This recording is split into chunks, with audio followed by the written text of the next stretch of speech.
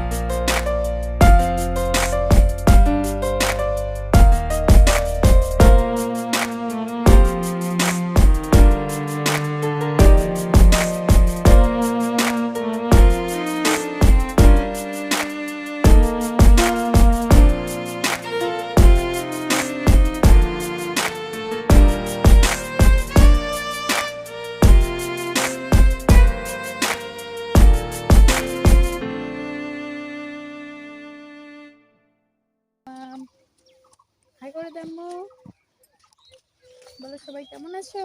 সবাই কেমন আছে? ভালো আছো?